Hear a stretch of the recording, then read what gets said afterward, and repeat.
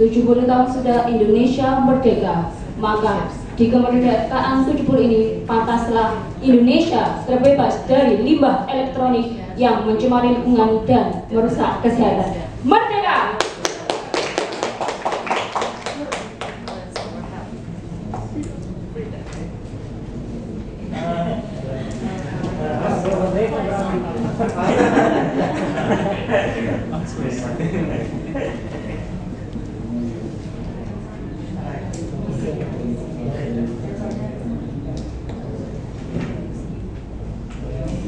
Assalamualaikum warahmatullahi wabarakatuh. Salam sejahtera bagi kita semua.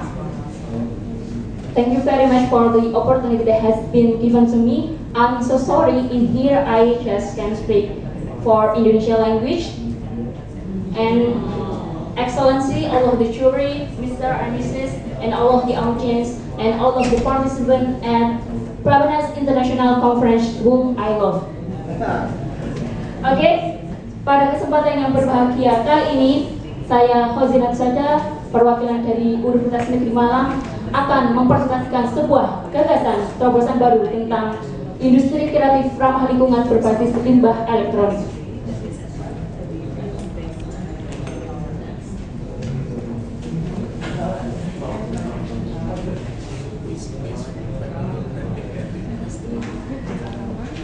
Background stage atau latar belakang dari makalah kami yang pertama adalah seiring dengan peningkatan teknologi yang semakin canggih, semakin banyak, semakin gencarnya industri elektronika menawarkan berbagai fitur menyebabkan masa pakai produk elektronik semakin rendah.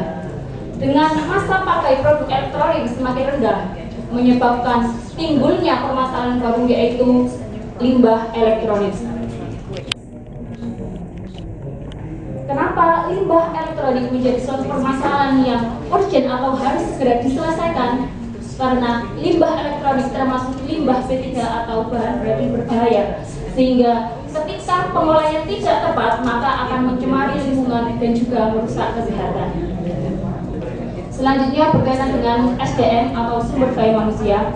Tentunya berdasarkan potensi limbah di Indonesia yang sangat tinggi dan juga tingkat bahaya limbah elektronik sudah dilakukan atau sudah diupayakan oleh berbagai pihak untuk merecovery-nya atau mengurangi limbah yang ada. Sayangnya dari berbagai solusi yang ditawarkan, hal tersebut masih mencemari lingkungan. Salah satunya berupa recovery, daur ulang, komponen berharga seperti emas di limbah elektronik.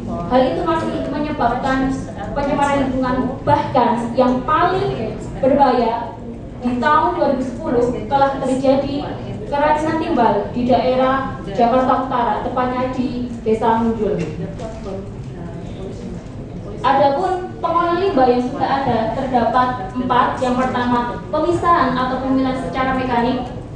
Keunggulan dari pengolahan ini adalah dapat memisahkan komponen elektronik berdasarkan jenis bahannya, sehingga komponen elektronik yang salah satunya adalah berupa plastik, kaca, tembaga, dan hal sebagainya bisa dipilah. Kelemahannya proses ini memiliki yaitu berupa suara bising sehingga mencemari lingkungan berupa kerusakan pendengaran. Selanjutnya yaitu proses spirometalurgi. Keunggulan dari proses ini adalah diperoleh logam campuran dengan komponen yang tinggi dan dapat dilakukan pemisahan logam yang dihindari. Sehingga perlu diketahui bahwa di limbah elektronik pun ada logam yang berharga, diantaranya emas dan perak. Namun proses ini pun masih memiliki kelemahan, yaitu menimbulkan gas-gas berbahaya. Sehingga kalau sampai terjadi adanya keracunan timbal, itu adalah berdasarkan konsumsi udara yang terlalu beracun sehingga masuk sampai ke darah manusia. Selanjutnya adalah proses hidrometalurgi. Proses ini memiliki keunggulan yang hampir sama dengan proses spirometalurgi. Adapun kelemahan dari proses ini adalah menimbulkan pencemaran air. Yang keempat yaitu proses elektrokimia. Keunggulannya dapat memisahkan logam dengan komponen tinggi, khususnya logam berharga seperti emas dan perak. Sayangnya kelemahan ini memerlukan elektrolis atau zat kimia berbahaya sehingga mencemari lingkungan dan mengancam kesehatan. Adapun solusi yang kami tawarkan yang pertama adalah pembentukan kebijakan pengolahan limbah elektronik. di Indonesia kebijakan tentang pengolahan limbah elektronik sendiri memang belum ada. Yang ada memang undang-undang pemerintah nomor 18 tentang pengolahan limbah rumah tangga dan limbah rumah tangga sejenis. Artinya limbah elektronik di sini memang disebutkan, tapi belum ada konkret jelasnya tentang kebijakan pengelolaan dan pembuangan limbah elektronik yang tepat. Selanjutnya adalah perencanaan industri kreatif limbah elektronik. Jadi ketika kebijakan itu telah ditetapkan oleh pemerintah, selanjutnya adalah merancang industri kreatif. Gimana? Kenapa kok harus industri kreatif? Pertanyaan adalah seperti itu. Mengapa tidak dengan metode industri kreatif yang lain? Karena industri kreatif di sini adalah yang diutamakan adalah kreativitasnya. Sehingga jika kalau produk itu berbasis mass production, artinya mudah dicontoh oleh bangsa atau negara, tapi kalau berbasis industri kreatif, kreativitas yang memang ditonjolkan, maka daya saingnya pun akan sangat baik. Ya, seperti yang di depan ini adalah komponen berupa kabel dan itu berupa komponen elektronik dan sebagainya. Ini merupakan hasil karya dari kelompok kami dan juga pengrajin di Comboran, tepatnya di Kota Malang. Bila mereka pun sudah bisa membuat seperti ini, artinya kreativitas sangat diunggulkan di sini. Selanjutnya adalah pemanfaatan SDM. Sama seperti yang telah saya jelaskan tadi bahwa Indonesia merupakan bangsa yang memang terdiri dari orang-orang kreatif. Buktinya, ini salah satu karya Moge yang didanai Dikti tahun 2013 yang lalu, karya mahasiswa UM. Ini pun didanai Dikti dengan kurang lebih dari 11 juta. Artinya, Indonesia pun diakui, bangsa Indonesia khususnya, sudah terbukti tingkat kreativitasnya pun sangat tinggi. Sayangnya dari tingkat kreativitas yang tinggi ini belum semua sektor itu mengetahui cara pengolahan yang tepat, sehingga kalau tadi saya sebutkan adanya pencemaran lingkungan, itu memang mereka hanya mengutamakan benefit atau keuntungan saja tanpa memperdulikan dampak yang ditimbulkan bagi lingkungan. Selanjutnya, ketika pembentukan kebijakan sudah dibuat, rumusan industri kreatif sudah dirancang dan SDM dari beberapa pihak sudah diberdayakan, maka penciptaan produk kreatif yang unggul dan berdaya saing akan dibuat. Sehingga dari beberapa solusi yang kami tawarkan, maka pemanfaatan potensi pada setiap sektor yang ada di Indonesia sudah dapat dilaksanakan. Adapun metode penelitian yang kami lakukan, yang pertama studi literatur. Artinya, pengolahan limbah elektronik ini pun sudah dilakukan oleh berbagai negara asing, tidak terkecuali Indonesia juga.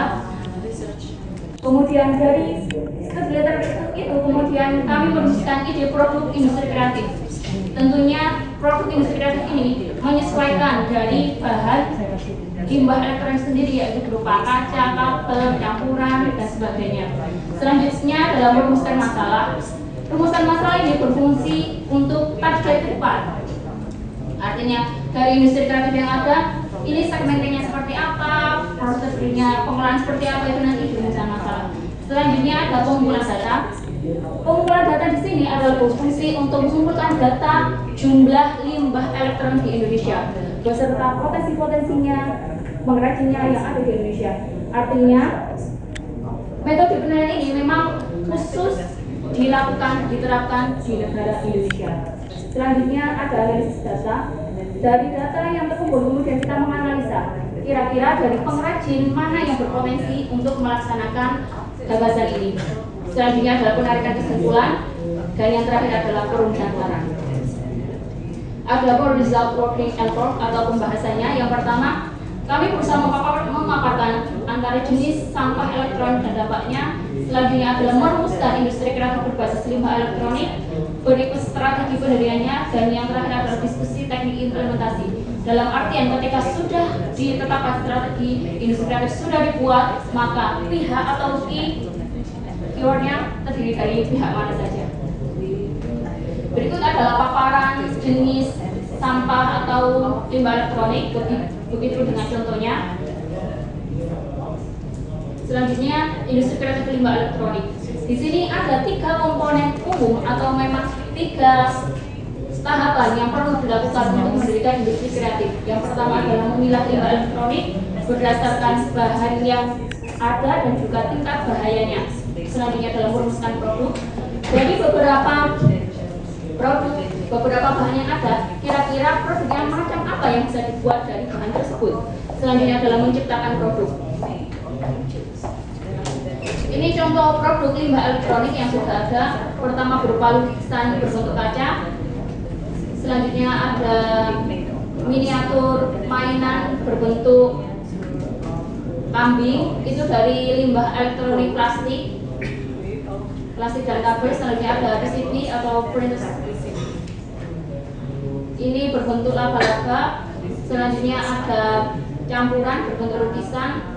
Dan yang terakhir adalah kreativitas baru. Yang khusus kreativitas baru ini diciptakan oleh sivitas akademik, khususnya mahasiswa atau yang sepatu dengannya. Adapun strategi pendirian industri kreatif ini adalah berbasis strategi korporasi.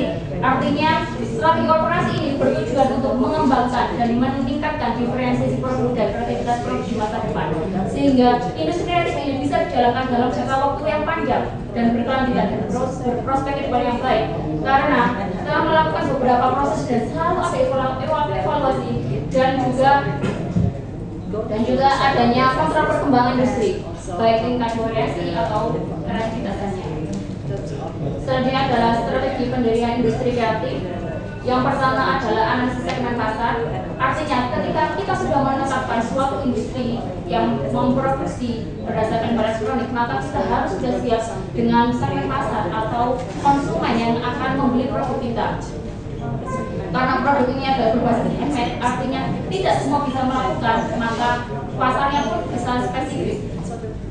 Karena ini handmade, maka di luar negeri pun produk yang berbasis handmade akan sangat dihargai daripada produk yang mass production.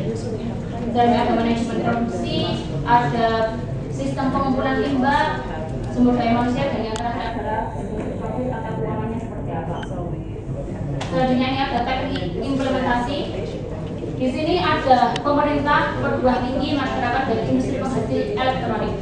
Pemerintah sebagai penentu kebijakan atau the owner of industri kreatif bisa secara independen atau mandiri membentuk suatu BUMN atau badan usaha milik negara, sehingga pemerintah langsung bisa membuat industri kreatif. Demikian dengan hal itu, pemerintah pun bisa memanfaatkan sektor yang ada, yaitu sektor perguruan tinggi, masyarakat, industri penghasil elektronik. Pemerintah dengan perguruan tinggi bisa menetapkan suatu kebijakan kepada perguruan tinggi untuk menciptakan inovasi atau kreativitas baru dalam pengolahan limbah, dan memberi wenang kepada perguruan tinggi untuk membuat produk dan menjualnya kepada konsumen. Nah, ketika perguruan tinggi tidak mampu menjualnya ke konsumen, maka kreativitas yang dibuat kemudian akan dialihkan ke industri kreatif. Selanjutnya dari masyarakat sebagai konsumen atau pengguna produk elektronik akan membantu pemerintah dalam hal pengumpul limbah atau mengumpulkan limbah. Kemudian dari pengumpul limbah ini yang konkretnya akan dikumpulkan oleh tim kuning yang biasa di Indonesia itu sebagai pengumpul sampah, itu nanti akan bekerjasama dengan tim tersebut, sehingga dari pemilihan limbah itu akan dipilah menjadi dua jenis limbah. Limbah yang bisa didaur ulang, artinya bisa diperpanjang masa pakainya, akan didaur ulang. Tapi ketika limbah tersebut tidak bisa didaur ulang, maka akan langsung ke penetraan limbah, pengrajin limbah, dan industri kreatif. Dan sektor yang lain adalah industri penghasil elektronik, di mana di sini adalah bentuk produsen. Langkah strategi yang pertama dilakukan pemerintah. Konkretnya, pemerintah menetapkan kebijakan IPR atau Extended Product Responsibility, sehingga beban pengelolaan limbah elektronik ini akan dibebankan pada konsumen atau produsen. Selanjutnya merancang pendirian industri kreatif, menghimpun sebagai pihak, terutama kebijakan impor-impor yang ada di Indonesia, baik ilegal ataupun non-ilegal. Selanjutnya adalah sosial, berhubungan dengan produsen, konsumen, dan pengrajin, dan peran mahasiswa yang sebagai pelaksana kebijakan.